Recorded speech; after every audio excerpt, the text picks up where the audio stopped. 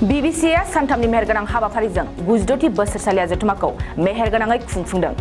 BBCआ बोहैथि दाननि थांनाय 10 निफ्राय 12 खालारसिम सानथामनि मेहेरगोनां हाबाफारिजों 92थि बोसोरसालिया जथुमा खुंफुंदों। बेबादिनो खुंफुंजानाय जथुमाया दिनै जोबथा सानाव मेहेरगोनाङैनो खुंफुंजायो। चिरां जिल्ला थुक्राझारनि BBCA मिशन कम्पाउन्डआव बे जथुमाखौ खुंफुंनाय जादों। खुंफुंजानाय बे जथुमायाव रोजा रोजा ख्रिस्टियान धोरोमारिफोरखौबो बाहागो लानायखौ नुनो मोन्दों। दिनैनि जोबथा हाबाफारियाव आलासि महरै MLA Jeron Basumatary, MLA Lawrence Islary, MLA Jayanta Basumatary, EM Ranjit Basumatary, MCLA James Basumatary, EM रेवरेवा नार्जिहारि आरो गोबां ख्रिस्ट सिबियारि आलासिफ्रा नुजाथियो। Boro' Baptist church association BBCA नि गासैबो दैदेनगिरिफोरनिसिम आंनि गोसो गोरबोनि साबायखरखौ आं होग्रोदों। बेजों लोगोसेयैनो बेप्टिस्ट चार्चजों सोमोन्दो थानाय साफ्रोमबो ख्रिस्ट धोरोमारि बिथांमोनखौ आंनि गोसो गोरबोनि खुलुमनाय सिबिनाय आरो आं साबायखरखौ होदों। जोंहा नैबे थुक्राझाराव थानाय चिरां जिल्लानि थुक्राझाराव थानाय मिशन कम्पाउन्डआव सानथामनि हाबाफारि लानानै 10, 11, 12 फेब्रुवारि अक्ट'आव मेहेरगोनाङै धोरोमनि बागै बिथांमोनहा बेयाव सावरायदों आरो बेयाव फैनानै आं जोबोद गोजोननाय मोन्दों। आंनि बेनो गिबि खेब नुजानो हानाय। आङो थांनाय बोसोरफ्राव बिदि नुजानो हायाखैमोन। फैनानै आं जोबोद मोजां मोन्दों जे जोबोद मोनसे डिसिप्लिनै जोंनि ख्रिस्ट सिबियारिफ्रा हाजार हाजार सिबियारिफ्रा जोबोद मोजाङै जोंनि धोरोमनि बानिफोरखौ लानानै इसोरनि जि मोनसे बानि जिसु ख्रिस्ट'नि जि मोनसे बानि जाय बानिजों बुहुमनि साफ्रोमबो सुबुंखौनो गावनि असे बिदा फंबाय बायदि साननानै लानायनि खोथा, बुहुम सान्तिनि थाखाय बुहुमाव गेना गोरोन्थि खैदां खैफोदा गैयाजासे सान्थि जाहाथे थांनानै थानायनि हानायनि थाखाय आरोबा सोरबा माबाफोर दाय मावोब्ला बेखौ निमाहा होनो हानाया जोबोद गिदिर बाथ्रा, जेखौ जिसु ख्रिस्ट'आ फोरोंलांदों। दा बेखौ लानानै मोजां मोनसे हाबाफारि लानानै जे खुंदों, आङो जोबोद गोजोननाय मोन्दों बेयाव फैनानै आरो मिजिं खालामदों जे जोंनि सोरजिगिरि, खांगिरि, दिथागिरि गासैबो बिथिङाव जोंखौ मदद होगिरि बे आफा इसोरनि खाथियाव जोङो फोथायनाय लाखियोबा सिबिनाय लाखियोब्ला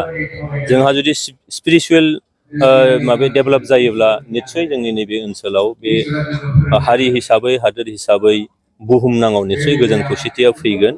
आं बेखायनो मिजिंथिदों जे जोंनि बर' हारिनि गेजेराव जिखि धोरोमावनो थायाथों मानो जोङो हारि हिसाबै थांना थानो हानायजों लोगोसे आरो जों बर'फोरा जिहेथु जोङो थांनानै था आरो थांनानै थानो हो होननाय बाथ्रा, जाय बाथ्राखौ जोङो थांनाय समाव मानिनानै फैदों, फैबाय थानाय समावबो बे एखे बानि एखे बोसोनजोंनो जोङो आवगायलांनानै जोंनि गोजोन थासारि जौगानाय बे बिथिंखौ जों निस्सय लाबोनो हागोन।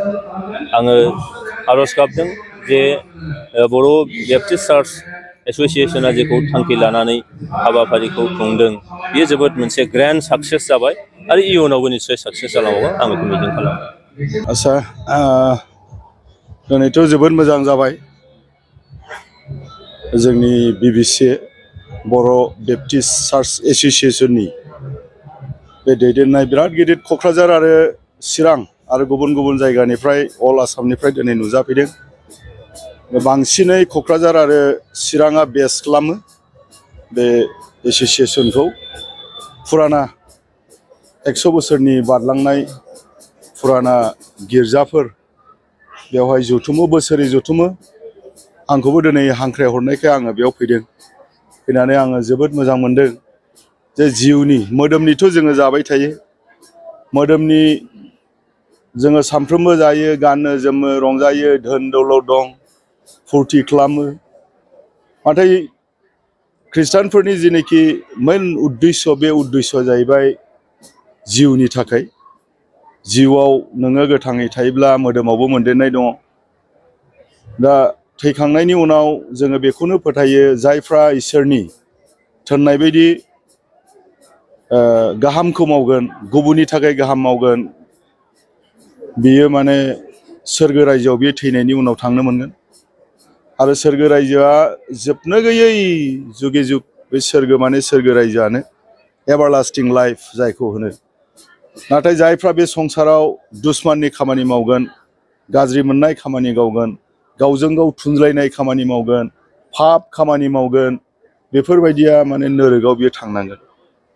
आरो अबथिरा जोङो गोबां दिनै थैलांनायखौ दिनै जोङो मोननो हायो आरोखि मानसिफोरखौ गोबां मानसिफोरखौ अबथिरा लोंनाय जानायजों गारि मटर एक्सिडेन्टजों ड्राग्स जानायफोरजों जे माने एन्टि ससियेल गावनि थाखायबो खहा बिमा बिफानि थाखाय खहा आरो गासै समाजनि थाखाय खहा दा बेफोरखौनो जाहाथे बयबो इसोरा जिसु ख्रिस्ट'आ खालि ख्रिस्टानफोरनि थाखायल' नङा बे बयबो जेसेबां संसाराव मानसिफोर दं बिनि थाखाय बे मानसिफोरनि थाखाय गोजोननायखौ हानो आरो जिउखौ बासायनो थाखाय फैदोंमोन बेनिखायनो बयबो मोनथिथों होननानै बिदिनो जोङो प्रग्रामफोरखौ खुंबाय थायो दा दिनै बिबिसिआबो दिनै एनुवेल कनफारेन्स दिनै बे जोबथा सान दा हरावनो जोबसिगोन बिदाय जासिगोन दा जोबोद मोजां मोनदों आलासिया जोंनि बेंगालरनिफ्राय reverend Johanan Shelly vice president बेरियान Baptist Bible college and seminary बेंगालरनिफ्राय